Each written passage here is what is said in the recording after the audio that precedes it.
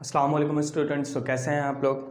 अच्छा, आज के लेक्चर में देखेंगे फर्स्ट ईयर की बुक मतलब क्लास 11 का चैप्टर 1 जो आपके पास न्यू बुक आई है, उसमें कॉम्प्लेक्स नंबर है। वो टॉपिक देखते हैं आज हम, कॉम्प्लेक्स नंबर। तो सबसे पहले आज हम इस लेक्चर के अंदर इस कॉम्प्लेक्स नंबर का थोड़ा सा इंट्रोडक्शन कर लेते हैं। कॉम्प्लेक्स नंबर स्टार्ट करने से पहले, एक्सरसाइजेज स्टार्ट करने से पहले थोड़ा सा इंट्रोडक्शन कर लेते हैं, मतलब कॉम्प्लेक्स नंबर है क्या चीज़। अगर मैं कॉम्प्लेक्स नंबर की एक्सरसाइज का अटैम्प्ट करूंगा तो उसके अंदर मुझे क्या क्या चीज़ें फेस करने को मिलेंगी, तो उसका थोड़ा सा इंट्रोडक्शन कर लेते हैं।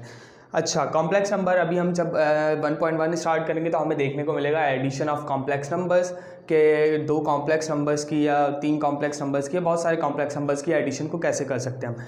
इसी तरह मुझे देखने को मिलेगा सब्ट्रैक्शन ऑफ कॉम्प्लेक्स नंबर के, किसी कॉम्प्लेक्स नंबर 1 से ज़्यादा कॉम्प्लेक्स नंबर जो हैं उनकी सब्ट्रैक्शन कैसे करते हैं, मल्टीप्लिकेशन कैसे करते हैं एंड डिवीजन कैसे करते हैं, तो देखते हैं।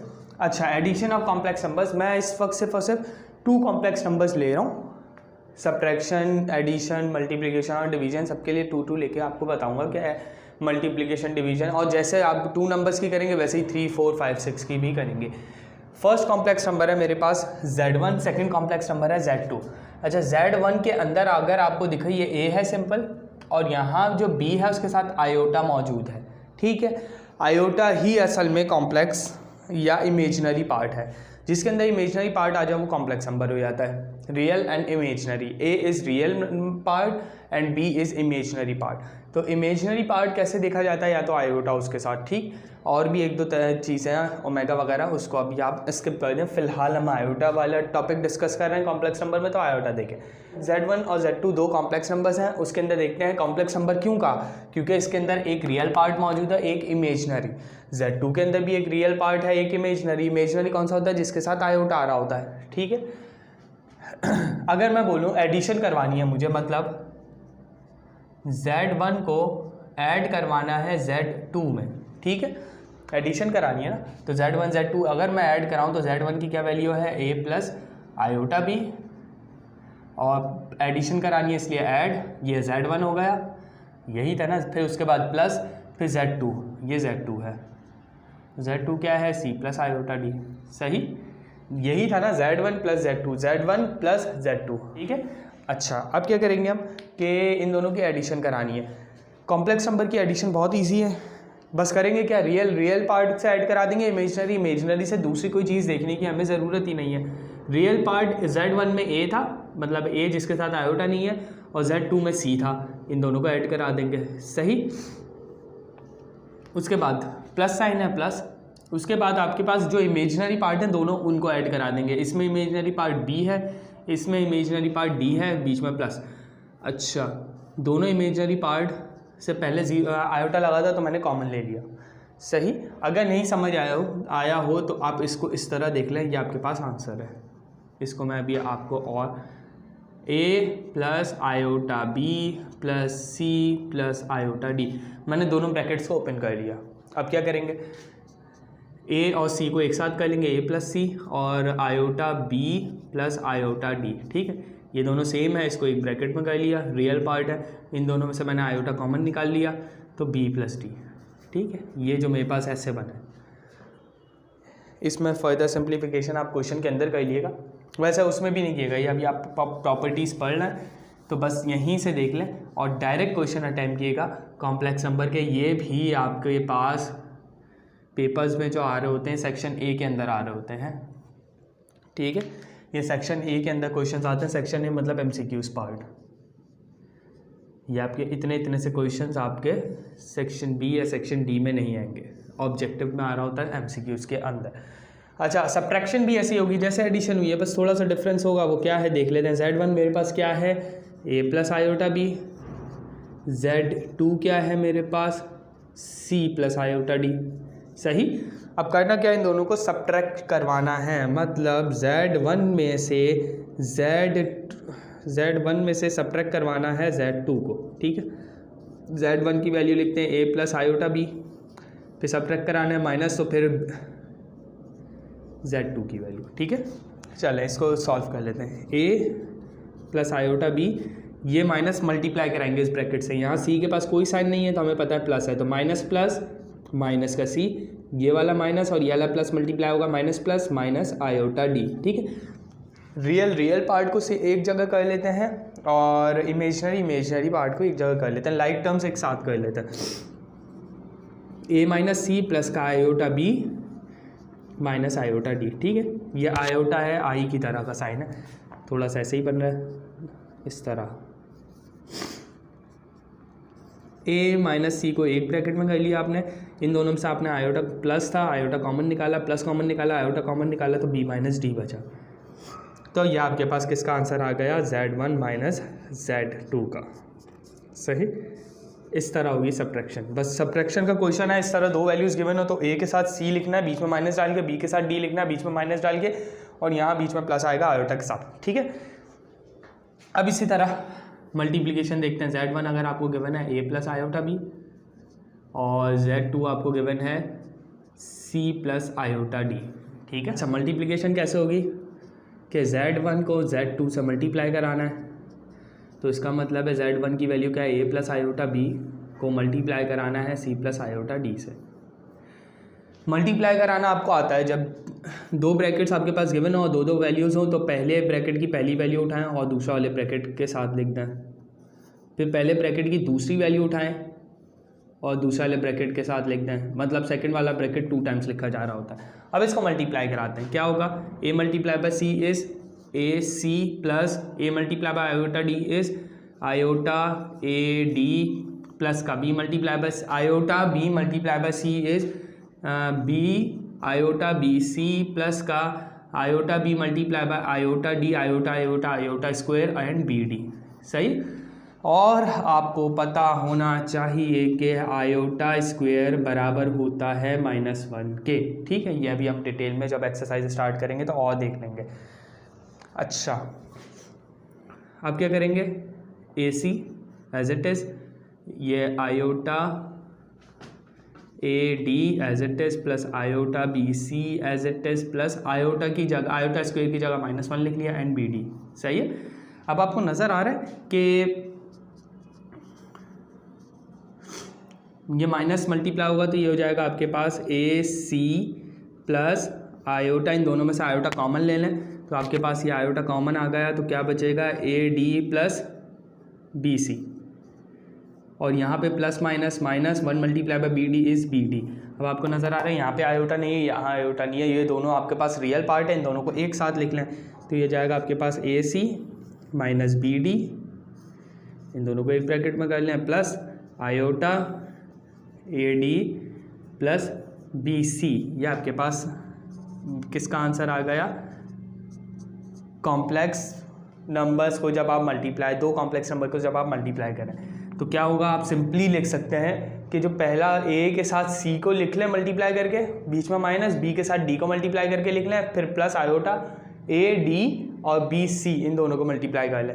ये फॉर्मूले बन रहे हैं डायरेक्ट, और ये कैसे बन रहे हैं ये मैं इसलिए आपको डिटेल में समझा रहा हूँ कि अब मैं जब एक्सरसाइज स्टार्ट करूँगा तो डायरेक्ट यही 4 फॉर्मूले, एडिशन, सब्ट्रैक्शन, मल्टीप्लिकेशन और डिवीजन का भी हम करेंगे, यही 4 के 4 हम यूज़ कर रहे होंगे अपने वर्क के अंदर, हम इतने लंबा काम नहीं करेंगे। ठीक है, अच्छा डिवीजन क्या है, Z1 हमारे पास क्या है, a प्लस आयोटा बी, और Z2 हमारे पास क्या है, C प्लस आयोटा डी। सही, अब कहना क्या है, हमने डिवाइड करवाना है, तो Z1 से Z2 को डिवाइड कराना है, तो इसको आप और कैसे लिख सकते हैं, Z1 की value a plus iota B को डिवाइड कराना है C प्लस आयोटा डी से। ठीक है, अब एक काम करता हूँ मैं, इसका क्या कर लेता हूँ इसका कॉन्जुगेट लेके रैशनलाइजेशन करवा लेता हूँ। कैसे होता है, a plus iota B over C plus iota D as it is रहेगा। मुझे नीचे से आयोटा कैंसिल करना है तो नीचे वाली वैल्यू से रैशनलाइज करवा लेता हूँ। इसको पहले कॉन्जुगेट लेता हूँ, तो यहाँ प्लस की जगह जो इमेजिनरी पार्ट होता है उसका साइन चेंज हो जाता है, यहाँ प्लस है तो माइनस बन जाएगा, और उसको रैशनलाइज करवा लेंगे इस तरह, मल्टीप्लाई और डिवाइड करवा के। ठीक है, अब आप a plus iota B multiply by C minus iota D को मल्टीप्लाई करवाएं, क्या आंसर आएगा, a plus iota B iota B multiply होगा C माइनस आयोटा डी से, और ये दोनों आपस में मल्टीप्लाई हो जाएंगे, C प्लस आयोटा डी और C माइनस आयोटा डी। अब आपको नज़र आ रहा है पहली पहली वैल्यू सेम है, लास्ट वैल्यू सेम है, बीच में बस प्लस माइनस का फ़र्क है। तो आपको ये फॉर्मूला याद होगा कि a प्लस बी और a माइनस बी, पहली value same, second value same, बस फ़र्क क्या है प्लस माइनस का। तो किसके बराबर होता है, a square minus B square के। तो इसका मतलब है ये दोनों भी फॉर्मूले के अंदर क्लोज हो जाएंगे। अगर लिखना चाहें तो इस तरह लिख लें इसके आगे formula, a plus B a minus B किसके बराबर हो जाएगा, a square minus B square के। सही। और इसको आप कंप्लीटली मल्टीप्लाई करवा लेंगे। तो करवा लें multiply.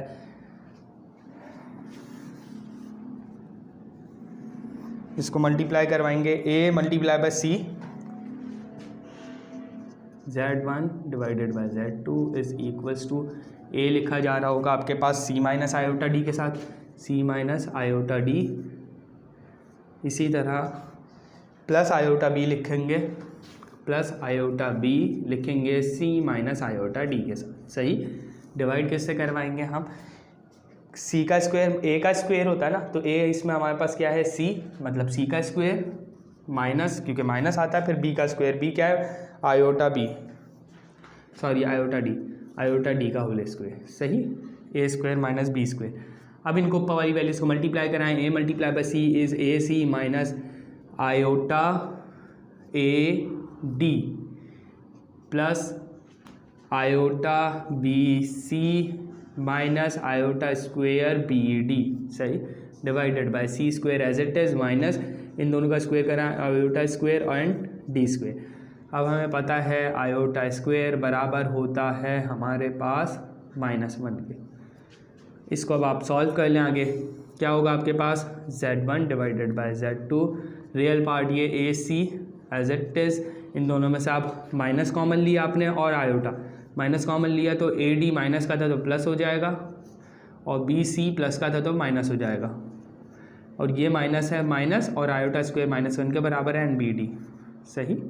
Divided by C square minus iota square की जगह आप क्या ले लेंगे, -1 एंड डी स्क्वायर। अच्छा, अब हम क्या करेंगे कि z1 over z2 as it is equals to A C as it is. यहाँ क्या हो जाएगा, अच्छा ये ऐसे ही रहेगा, माइनस का A D minus B C minus minus plus हो जाएगा, और 1 multiply by B D is B D, divided by C square minus minus plus 1 multiply by D square is D square. आपको नीचे नजर आ रहा है सी स्क्वायर भी आपके पास आयोटा नहीं है, सी स्क्वायर के पास भी डी स्क्वायर के पास भी, इसका मतलब है नीचे वाला पार्ट पूरा रियल बन गया। इसको रियल बनाने के लिए जब भी हमने डिवाइड वाली वैल्यू से का कॉन्जुगेट लेके रैशनलाइज करवाया था, ठीक है, नीचे वाली वैल्यू को हमने क्या बनाना था, रियल पार्ट, इसीलिए। अब क्या करेंगे, ए सी और बी डी आपको नज़र आ रहा है रियल पार्ट है, A C plus B D एक साथ लिख लें ब्रैकेट में, और minus iota A D minus B C एक साथ लिख लें। आपको नज़र आ रहा है C square plus D square, लेकिन अभी भी ये एक वैल्यू तो वो रियल पार्ट और इमेजिनरी पार्ट अलग अलग नहीं है। अब आप एक काम करें, सी स्क्वायर डी स्क्वायर से बाहर अलग अलग दोनों को डिवाइड करवा लें, तो आपके पास क्या आंसर आ जाएगा, z1 z2 बराबर है A C plus B D divided by C square plus D square. ये पूरा रियल पार्ट हो जाएगा, minus iota A D minus B C divided by C square plus D square. अब आपको नज़र आ रहा है इस पूरी वैल्यू के साथ आयोटा ये इमेजिनरी पार्ट हो जाएगा, ये रियल पार्ट हो जाएगा। सही।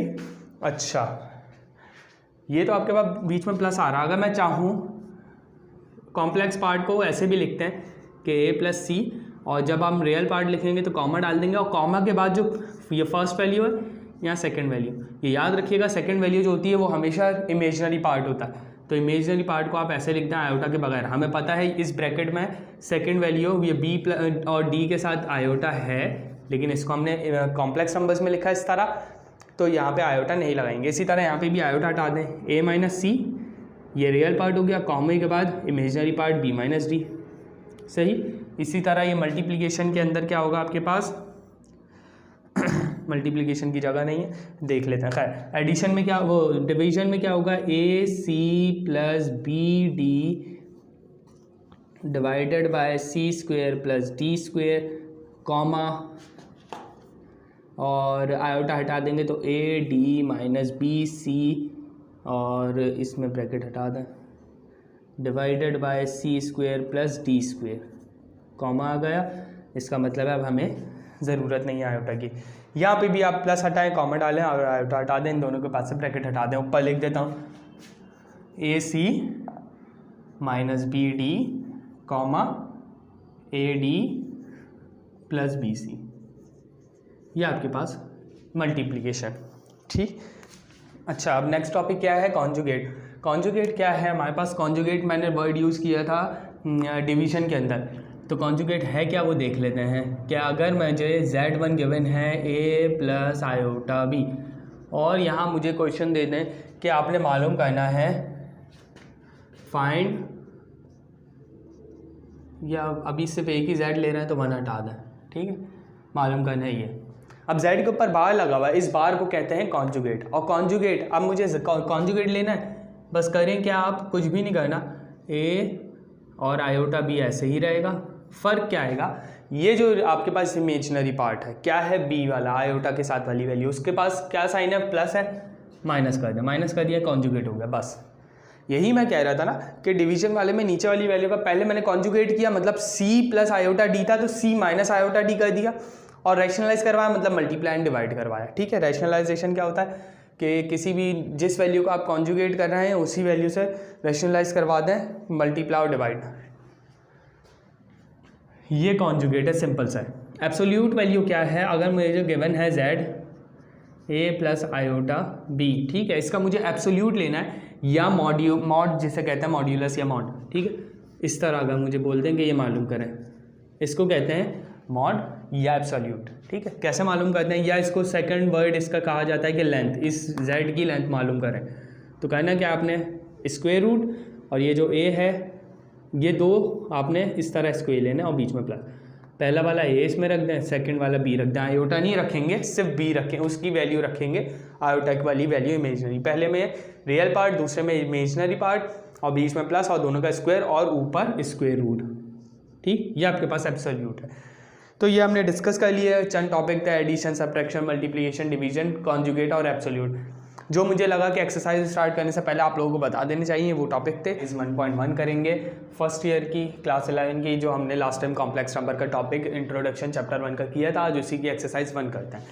अच्छा, उसकी एक्सरसाइज 1 के अंदर हमारे पास क्वेश्चन नंबर 1 है एवल्यूट। एवल्यूट करना है आयोटा 10, ठीक है, आयोटा 10, और ये डॉट का मतलब मल्टीप्लाई होता है, ये याद रखिएगा, मल्टीप्लाई बाय माइनस आयोटा की पावर 12। तो इसको सॉल्व कर लेते हैं। सबसे पहले करना क्या है हमने कि हमारे पास आयोटा 10 और आयोटा 12 दोनों को मल्टीप्लाई कर लेते हैं। तो आपको पता है बेसिस सेम पावर ऐड वाला रूल आप लोगों ने पढ़ा होगा, तो दोनों को बेसिस सेम है, आयोटा आयोटा सेम है, पावर ऐड कर लें 10 प्लस 12, ठीक है। अब इसके साथ प्लस साइन था, उसके साथ माइनस प्लस माइनस माइनस, ठीक है। अब करेंगे क्या, तो हमारे पास क्या हो जाएगा, माइनस आयोटा की पावर 10 प्लस 12 इज 22। और मैं यहाँ साइड में लिख देता हूँ कि हमने लास्ट टाइम अभी पढ़ा था, जब हम इंट्रोडक्शन इसका देख रहे थे लेक्चर के अंदर, तो हमने देखा था आयोटा स्क्वायर बराबर है -1 के। तो आयोटा स्क्वायर -1 के कैसे बराबर होता है, क्योंकि आयोटा बराबर होता है आपके पास स्क्वायर रूट ऑफ -1 के, ठीक है। इसके ऊपर करें स्क्वेयरिंग बोथ साइड, तो यहाँ स्क्वायर आ जाएगा, यहाँ स्क्वायर से अंडर रूट कैंसिल हो गए, -1, ठीक। आयोटा क्यूब किसके बराबर होगा फिर, आयोटा क्यूब किसके बराबर होगा हमारे पास, आयोटा के, कैसे कि आयोटा क्यूब किसके बराबर है, आयोटा स्क्वायर प्लस आयोटा, ऐसे ही है, कर सकता हूँ ना मैं, बेसिस सेम पावर ऐड दोबारा करूँगा, वापस आयोटा क्यूब बन जाएगा। आयोटा स्क्वायर मेरे पास किसके बराबर है, -1 के, और आयोटा मेरे पास किसके बराबर है, आयोटा के। तो मेरे पास, अच्छा आयोटा की जगह स्क्वायर रूट ऑफ -1 नहीं लेंगे, तो इसका मतलब है आयोटा क्यूब मेरे पास माइनस आयोटा के बराबर है, सॉरी आयोटा कह रहा हूँ मैं, ठीक है। अच्छा, अब आयोटा 4 किसके बराबर होगा मेरे पास, ये भी देख लेते हैं। आयोटा की पावर 4 बराबर है iota square into iota square, iota square is -1, दूसरा आयोटा स्क्वायर इज -1, 1 1 ज़ा 1, मल्टी माइनस माइनस प्लस, तो इसका मतलब है आयोटा 4 मेरे पास बराबर है 1 के। समझ आया, तो ये मेरे पास आयोटा 4 मेरे पास 1 के बराबर है, आयोटा क्यूब मेरे पास -1 के बराबर है, और आयोटा स्क्वायर मेरे पास 1 के बराबर है। तो इसी तरह यहाँ पे भी देखेंगे हम। यहाँ क्या करेंगे, आयोटा की पावर 22 काम करते हैं माइनस ये आयोटा, एक काम ये कर लेते हैं, आयोटा को स्क्वायर कर लेते हैं, क्योंकि मुझे आयोटा स्क्वायर की वैल्यू पता है, आयोटा क्यूब और आयोटा 4, तो इन 3-4 में से ही कुछ करना है हमने, तो मैं आयोटा स्क्वायर कर लेता हूँ। अब जब 2 यहाँ ले लिया तो इसका मतलब है 2 से क्या वैल्यू मल्टीप्लाई होगी, जो 22 बनेगा 11 मल्टीप्लाई बाई 2 इज़ 22। तो मैंने इसको क्या कर दिया, डिवाइड करके लिख दिया। डिवाइड का मतलब है कि इसको मैंने ब्रेक कर लिया, 22 को 2 इंटू 11 में ब्रेक कर लिया। अब क्या करना है, आयोटा स्क्वायर मुझे पता है किसके बराबर होता है, -1 के, ठीक है। आयोटा स्क्वायर बराबर है -1, तो इसका मतलब है आयोटा स्क्वायर की जगह मैंने -1 ले लिया 11। अच्छा, जब भी आपके ऊपर ब्रैकेट के अंदर माइनस हो, उस ब्रैकेट की पावर ऑड हो तो माइनस माइनस ही रहता है, मतलब 1 की पावर 11 इज़ 1 और माइनस की पावर 11 इज़ माइनस, तो इसका मतलब है minus minus plus 1 minus minus plus और 1। तो ये मेरे पास क्या आंसर आ गया, आयोटा की power 10 multiply by minus iota की पावर 12 इज इक्वल्स टू 1। ये मेरे पास क्वेश्चन नंबर 1 का आंसर। इसका सेकंड पार्ट देखते हैं। अच्छा, क्वेश्चन नंबर 1 का सेकंड पार्ट क्या है, माइनस आयोटा की पावर 16 और माइनस आयोटा की पावर 6 कर लेते हैं। माइनस माइनस प्लस हो जाएगा, आयोटा आयोटा सेम है, तो आपके पास क्या हो जाएगा, आयोटा आयोटा सेम है, एक 1 टाइम लिख लेंगे 16, क्योंकि बेसिस से पावर ऐड कर लेंगे, 16 + 6 इज 22, तो ये क्या हो जाएगा 22। प्लस शो नहीं करते, वैसे ही करेंगे बिल्कुल, 22 है, इसको आयोटा की पावर 2 और 11 में इसको डिस्ट्रीब्यूट कर लेंगे, तो 2 इज़ 1, मतलब आयोटा की पावर 2 इज़ -1, और अब -1 की पावर 11 इज़ -1। सही, ये मेरे पास सेकंड का आंसर। अच्छा, थर्ड पार्ट क्या है मेरे पास, आयोटा की power 11 multiply by minus iota की पावर 14। इसमें क्या करेंगे, इसके साथ प्लस है, प्लस माइनस माइनस, और आयोटा आयोटा सेम है बेसिस, तो एक साथ लिख लेंगे, 11 + 14 कर लेंगे। क्यों, क्योंकि हमें पता है बेसिस सेम पावर ऐड, 11 + 14 तो माइनस आयोटा और ये 25 पावर, ठीक है।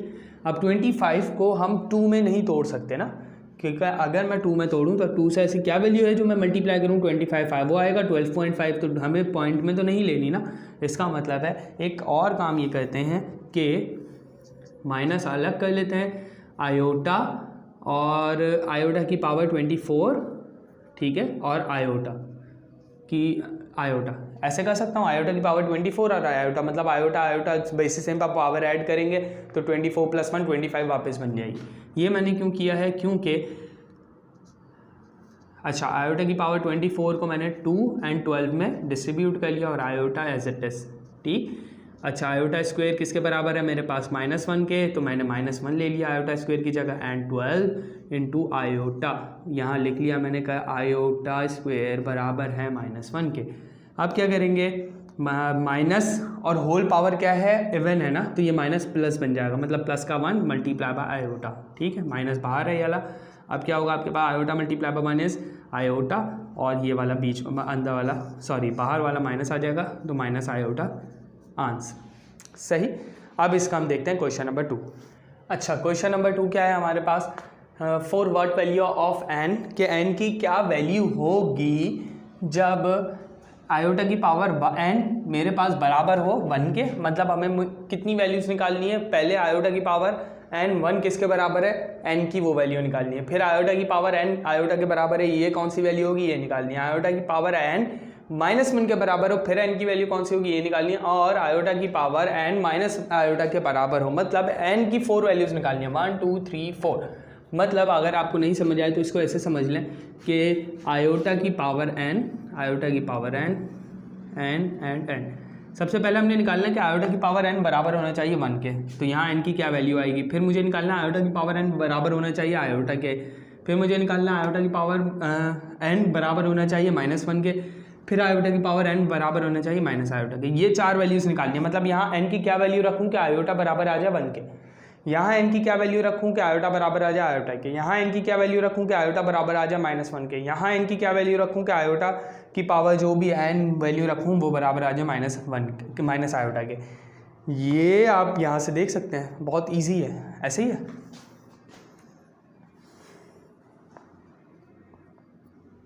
अगर यहाँ देखें आप आयोटा की पावर 1 का मतलब है सिंपल आयोटा ना, तो आयोटा बराबर है आयोटा के। अच्छा यहाँ पे पावर 1 लिख लें, खुद से लिख रहा हूँ मैं बताने के लिए। मुझे 1 चाहिए, 1 कहाँ से आ रहा है मेरे पास, आयोटा की पावर 4 से। मतलब ये यहाँ पे अगर मैं n 4 ले लूँ तो आयोटा की पावर 4 1 के बराबर है।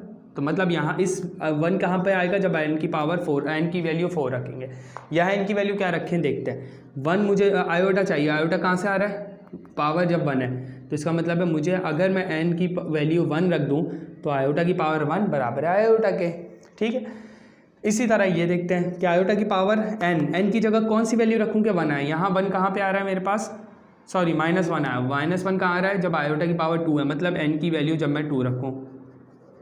ठीक, उसके बाद अब मुझे n की वैल्यू मैं क्या रखूँ, आयोटा की पावर जब मेरे पास ऐसी कौन सी पावर बनेगी कि मेरे पास माइनस आयोटा है। आयोटा माइनस आयोटा कहाँ पे आ रहा है मेरे पास, जब n आयोटा की पावर 3 है, मतलब n की जगह अगर मैं 3 रखूँ तो इसका मतलब है मेरे पास ये सीरीज़ चलेगी। सिंपल है, इसको कैसे सॉल्व करना है कि आयोटा की पावर n, इसको मेरे ख्याल से इसी तरह सॉल्व कर लें। आयोटा की पावर n, आयोटा की पावर n, आयोटा की पावर n मेरे पास 1 के बराबर आना चाहिए, मेरे पास आयोटा के बराबर आना चाहिए -1 के और माइनस आयोटा के।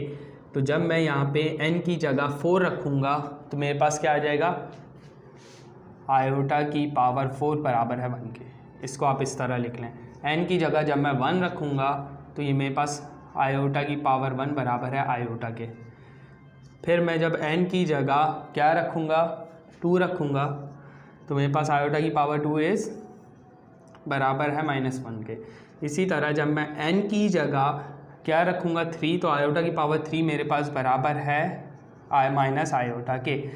यही सारी वैल्यूज़ चाहिए थी, पहले 1 चाहिए था, फिर मैं आयोटा, फिर -1 एंड आयोटा। तो इसका मतलब है आपके पास n की वैल्यूज़ क्या क्या आ गई, पहले 4 आई, फिर 1, फिर 2 एंड देन 3। ये है मेरे पास आंसर। अच्छा यहाँ पे आपको रेंज भी गिवन थी ना, कि रेंज आपके पास क्या है 1 से लेके 4। ठीक, मतलब 1 भी शामिल है और 4 भी।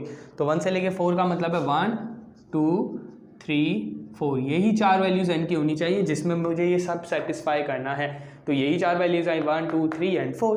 सही, तो ये बहुत इजी क्वेश्चन था, क्वेश्चन नंबर 2। अब हम चलते हैं क्वेश्चन नंबर 3 पे। अच्छा क्वेश्चन नंबर 3 देखते हैं। क्वेश्चन नंबर 3 क्या है, सिंप्लीफाई द फॉलोइंग। अब सिंप्लीफिकेशन करनी है। अच्छा अब ये कौन सा क्वेश्चन है, क्वेश्चन नंबर 3 के अंदर वही सारे एडिशन, सब्ट्रैक्शन, मल्टीप्लिकेशन, डिवीजन जो हमने देखे थे, वही 4 प्रॉपर्टीज़ इसमें बीच में पॉइंट है, इसका मतलब है मल्टीप्लिकेशन है। जस्ट सिंपल कर लेते हैं। पहली वैल्यू a है, दूसरी वैल्यू b है, c एंड d। ठीक है, बस वो रहा आपके पास मल्टीप्लिकेशन का फॉर्मूला AC माइनस BD। तो आप कर लें डायरेक्ट, या आप इस तरह लिख लें formula AC minus BD comma AC minus BD AD plus BC। ये आपके पास फार्मूला है किसका, मल्टीप्लिकेशन का। अब आप इसमें डायरेक्ट वैल्यूज पुट कर लें। A क्या है -6 और C 4 माइनस BD क्या है, B क्या है 3 और D क्या है -2। ये मेरे पास AC माइनस BD मतलब रियल पार्ट कॉमा अब imaginary part A and D। A क्या है मेरे पास -6 एंड D क्या है -2 प्लस B क्या है मेरे पास 3 एंड C क्या है मेरे पास 4।